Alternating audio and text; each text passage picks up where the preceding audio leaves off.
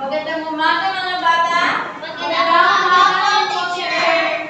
Sige, mas tayo ang lahat para sa panalangin. Name Father, who art in heaven. Ang mahal na alakay ng Panginoon, bagay mo ang ngalan mo sa aming pangyayari, sa tuwing mo ang pagpapalito sa pagpapalang sa kutunan sa langit. Yan ay kami ngayon na kanin sa araw-araw at tawag kami para matawag namin ang kasalanan sa amin. At huwag mo kami ikatuloy at iadya mo kami sa lahat ng masama. Amen. Ganyan po, Father. Bago kayo umupo, pakipulot muna ang mga basura sa iyong upuan at iayos ang iyong upuan. Maaari na kayo umupo. Bago kong tingnan ang iyong pagdalo ay sabay-sabay muna natin basahin ang ating alintutulin sa loob ng silid-aralan. Ang una, maging magalang. Pangalawa, makinig na mabuti sa guro. Pangatlo, maging respeto sa kapwa. At sa uli, maging aktibo sa klase. Una, maging magalang. Maging magalang sa teacher, hindi o sa mga student. Pangalawa, makinig na mabuti sa guro. So, ang mga estragani, magstorya sa tubangan, maminaw mo, hindi mo magsistorya sa pilit or sa iyong mga klase. Maging respeto sa kapwa, tao, respetuhon ako ang isa, at maging aktibo sa klase. Huwag magluya-luya sa ako ang klase ha. Ngayon, may lumipan ka sa ating klase ngayon? Wala po, teacher! Mabuti naman kung gano'n. Ngayon ay, ano ang tinalakay natin kahapon?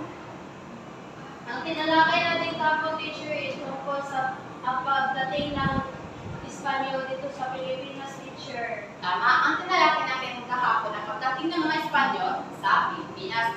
Mabuti naman kung gano'n ay naintindihan nyo talaga ang aking tinalakay kahapon. Ngayon, may ipapakita ako ng dalawang larawan. Ang unang larawan ay, sa unang larawan, ano ang nakikita nyo? Pera, teacher! Kung gusto sumagot, pakitaas ang kamay ha. Pera, teacher. Pera. Sa pangalawang larawan, pakitaas ang kamay.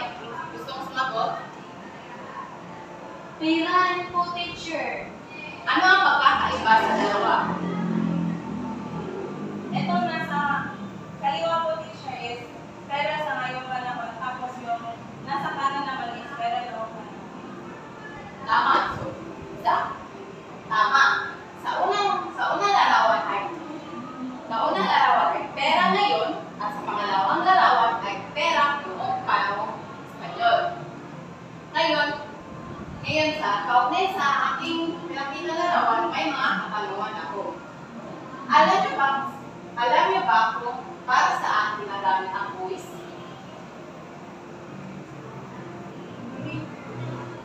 Hindi po, teacher. Ginagamit ang buwis para patayo ng ospital, paaralan, o kalsada. Pangalawang, sino sa pamilya niyo ang nagbabayad ng buwis? Papa, teacher. Gusto mo sumagot, pakitaas ang iyong mga kamay.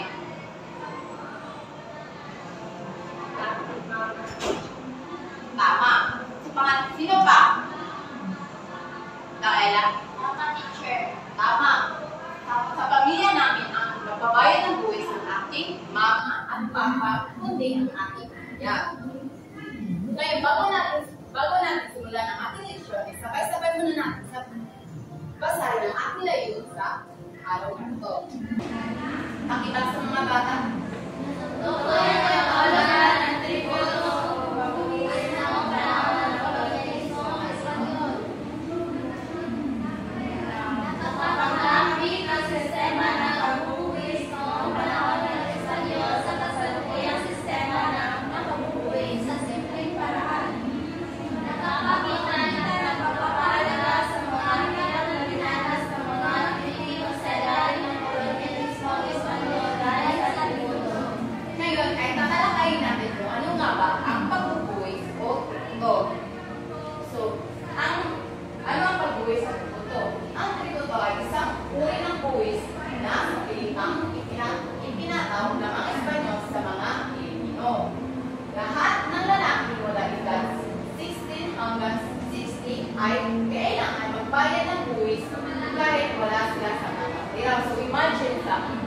imagine ikaw, 16 years old kayo, magbayad ka buwis, alam wala kang trabaho, or ka na wala kang sapat na pera, kailangan ka magbayad para hindi ka makas ka ng karasuhan ka ng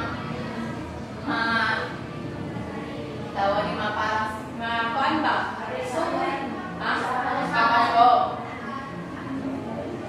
Minsan, binabayan ito gamit ng produkto tulad ng bigas, manok, o paggawa ng servisyo. So, kung wala ganyan sila yung hatag ng kwarta, kaya ang ilan na lang ihatag ay bigas, kundi manok, or paggawa ng servisyo sa ilang ibanan. So, ngayon may buwis pa rin tayo, pero ginagamit ito para sa produkto tulad ng paaralan, hospital, at pasada.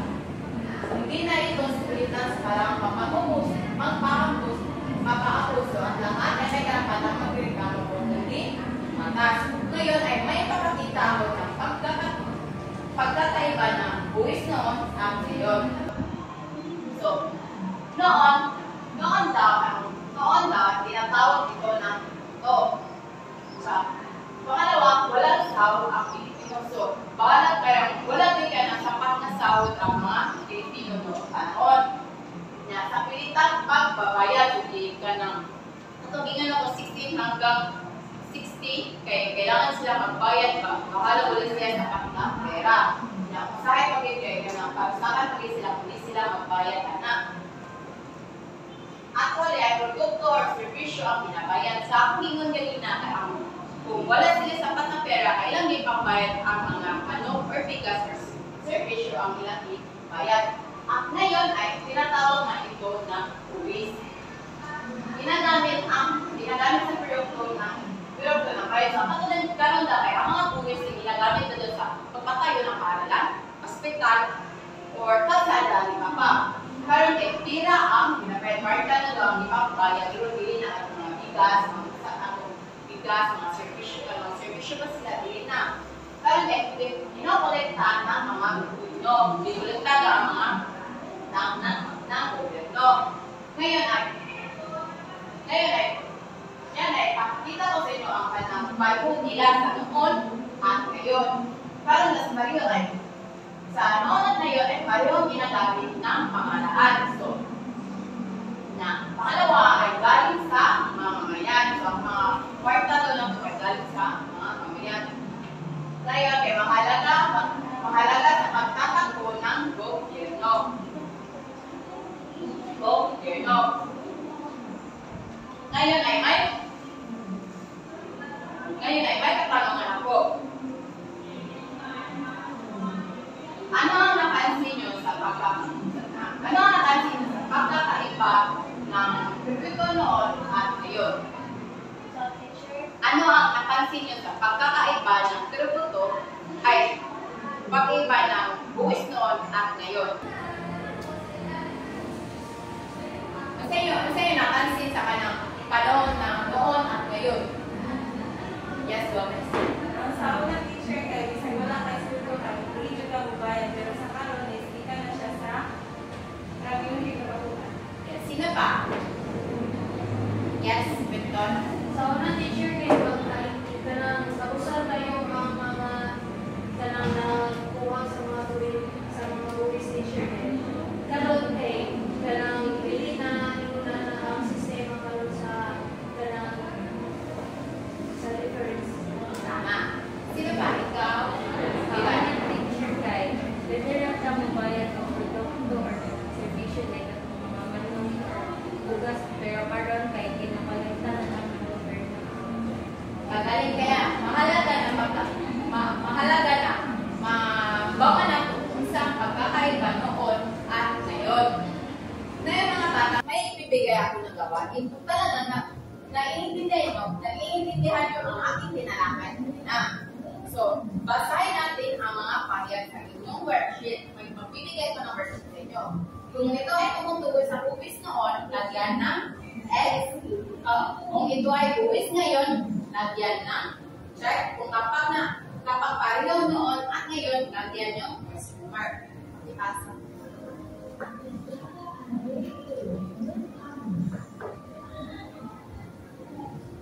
Magbibigay ako ng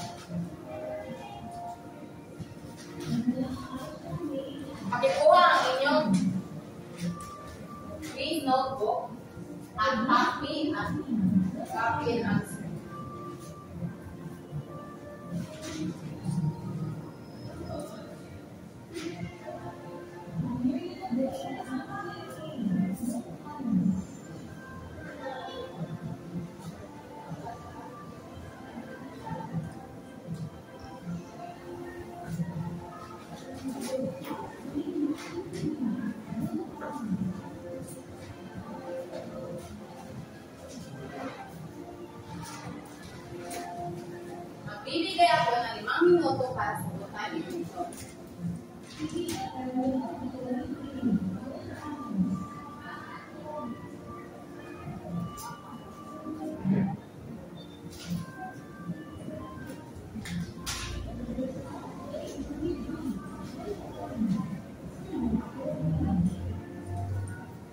Sa una ay bilugan nyo ang tamang sagot. At sa pangalawa ay sagutan nyo paano naiiba ang buwis ngayon para sa pagtutunan. Tapos na ba mga bata? Tapos na po, teacher. Ngayon ay magbibigay ako ng takdang aralin. Pagkuha ang iyong takdang aralin at kopyahin ito. Siya una gumawa ng T-chart, 2 kolong. Sa 2 kolong, sa inyong notebook. Sa kaliwa, sulat ang mga bagay tungkol sa tututo noon sa panahon ng kanyon. Sa kanan naman, ay sulat ang mga bagay tungkol sa buwis ngayon sa Pilipinas. Sa pangalawa, ay sagutan nyo ang mga katanungan na ito. Ano ang pagkakaiba ng tututo noon at ang buwis ngayon? Ano ang tingin mo, nararamdaman ng mga Pilipino noong ang bakit? Tapos na ba? Opo, Sulat? teacher. Ngayon ay may mga katanungan